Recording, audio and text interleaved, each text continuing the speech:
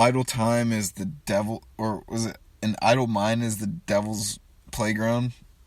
That's what it is, isn't it? I think so. So at 1 hour, 10 minutes, 5 seconds, the Book of Five Rings. Joe is bringing up one of his tattoos by some Japanese dude. I don't know how to pronounce the name. I didn't know how to spell it, so I didn't even write it down. But apparently the book's called Book of Five Rings. And he was saying this quote of, once you understand the way broadly, you will see it in everything.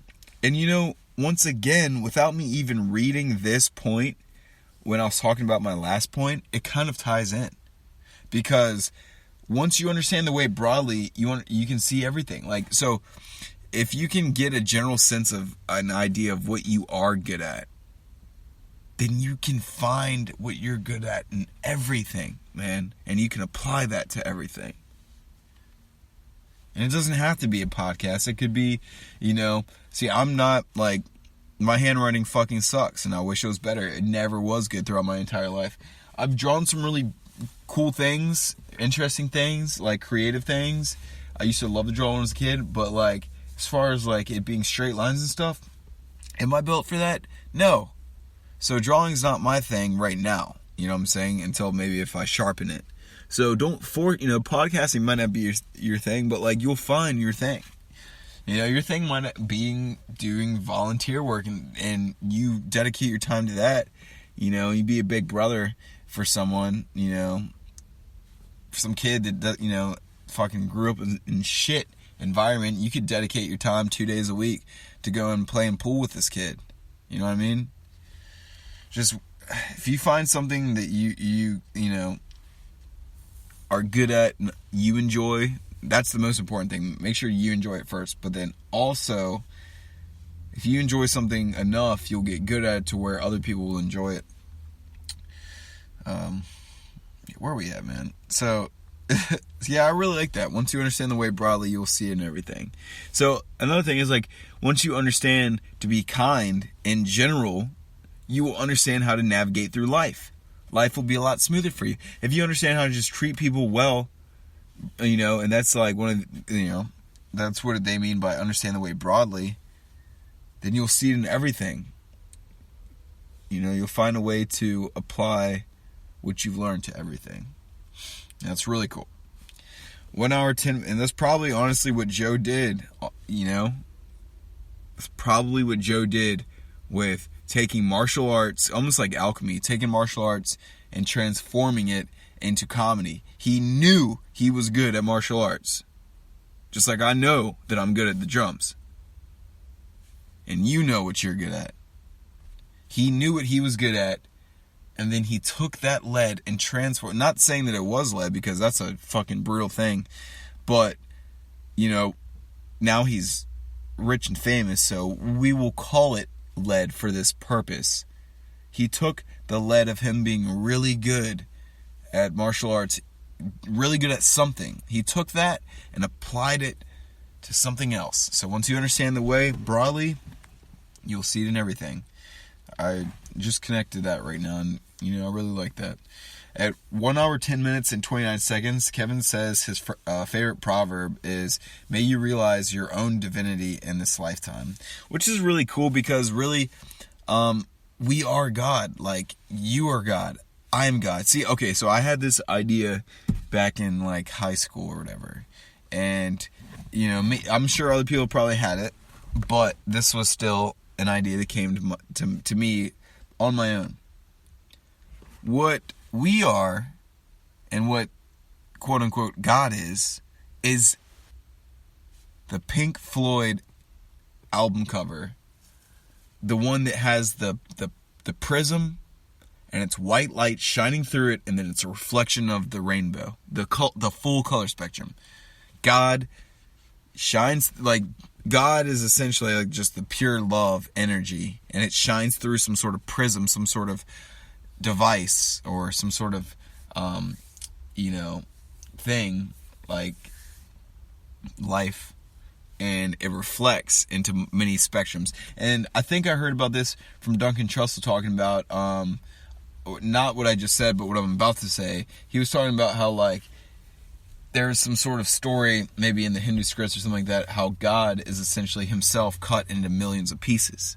And that's what I'm getting at, is that we are all, our individual personalities are a reflection of the color spectrum, but it all originally comes from this pure, unadulterated love. And that's why people are individual, because this pure, unadulterated love comes through this prism, this crystal prism that is life, and reflects in many different colors, the whole color spectrum, which is what you have here. So, I really fucked with that. I think I'm going to take a little sippy poo to that. At 1 hour, 11 minutes, 23 seconds. You can do anything within physical reason.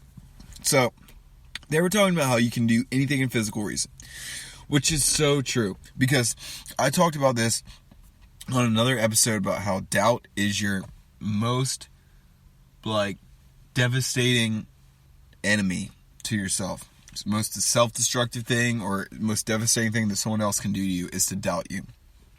To put doubt into your girlfriend's mind about you, to put doubt into your mom's mind about you, or to put doubt in your own mind about you, or even to doubt you in their own mind is so dangerous and poisonous. So don't fuck with that, man. Don't doubt yourself, and if other people doubt you, man, that's when they call you arrogant. Oh man, he's just a cocky, no. That's when you start to get confident and be like, okay, I'm not going to call you on your bullshit because I'm going to watch you quietly. And I'm not going to say what I see because I'm not going to even give you any hints on how to change your behavior. I'm going to watch and observe everything while you think that I'm oblivious.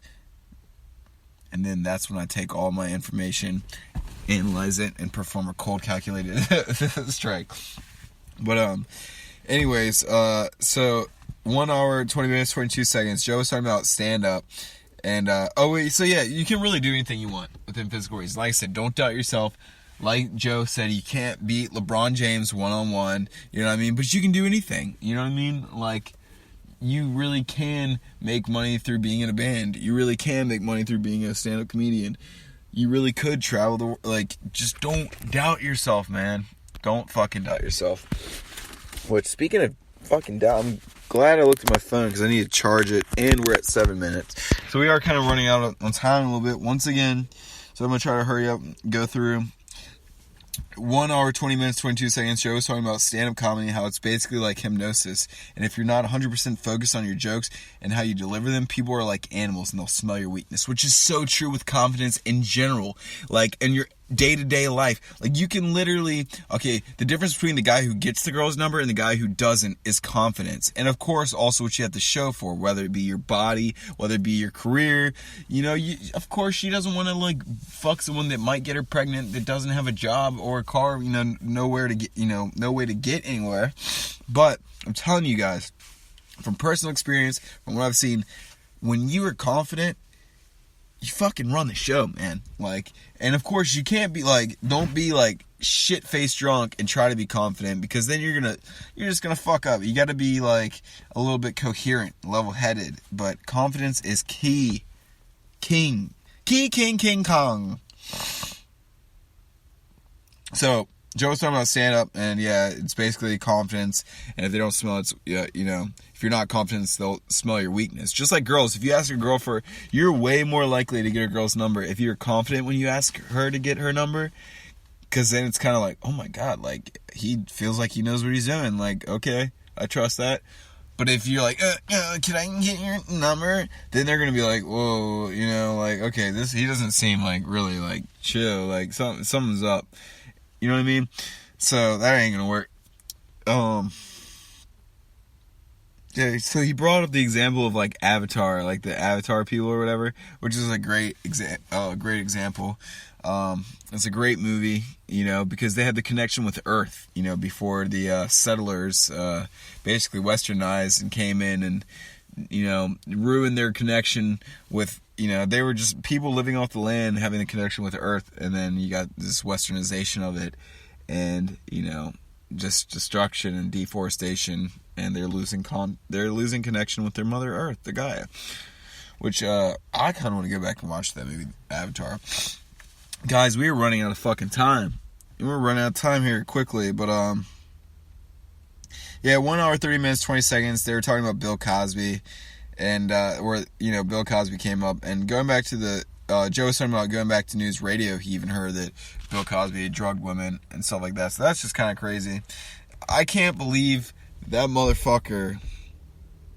I mean, that just goes to show you, man. That just goes to show you, like, no matter what someone says about something, like, everyone thought that he was, like, oh, he's, like, just this really squeaky clean, nice guy. Like, back at the Cosby Show and shit like that. Everyone thought that. They thought that Cosby used to get mad at comedians when they would cuss. Okay? So that just goes to show you when someone's like, oh, your boyfriend's a dick. Like, and they try to throw dirt on you. You don't know what that person is trying to act innocent and trying to throw you under the bus. Most likely, it's got some fucked up shit going on.